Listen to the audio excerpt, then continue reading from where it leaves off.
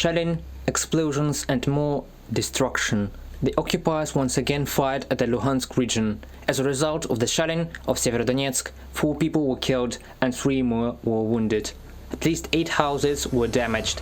There is no light in the entire region.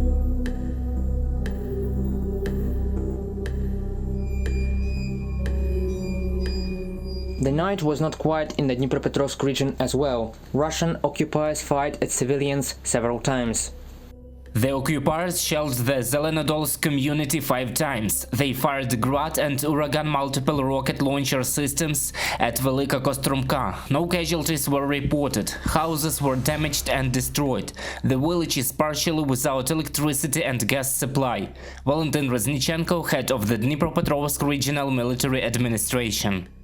In the Donetsk and Luhansk directions, over the past 24 hours, our servicemen repulsed 16 enemy attacks, destroyed 8 tanks, 17 units of armored fighting vehicles, 4 special armored vehicles, and 6 regular vehicles of the enemy. Ukrainian aviation destroyed about 20 enemy armored vehicles. Anti-aircraft missile units of the Air Force of the Armed Forces of Ukraine shot down a Russian fighter jet over the Kharkiv region. Units of anti-aircraft missile forces destroyed a cruise missile in the Dnipropetrovsk region and a Russian Su-34 fighter bomber in the Kharkiv region. Intercepted radio communications indicate that the aircraft caught fire and the pilots ejected. Air raid alarms sounded in every region of Ukraine yesterday. The enemy fired several missiles at our cities, but they were shot down by air defense.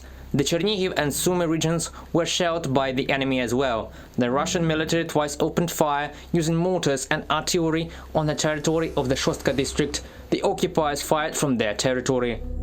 Russia is also preparing to launch missile strikes. According to the Operational Command South, the Russians are holding 7 large amphibious and 4 missile ships in the Black Sea. The enemy continues to block navigation. They threaten to strike with at least 30 cruise missiles. Meanwhile, in the Kiev region, locals continue to find so-called gifts from the Russian occupiers. In the Bucha district, 2 men blew themselves up on a landmine that the Russian military had left in a field. With various injuries, they were hospitalized in Makariv Central District Hospital. Law enforcers urge people to avoid forest and field roads in the deoccupied territories. After all, there are still many such deadly presence on our land. Reported by Pavlo Stelmach, Mariana Krechet, UATV News.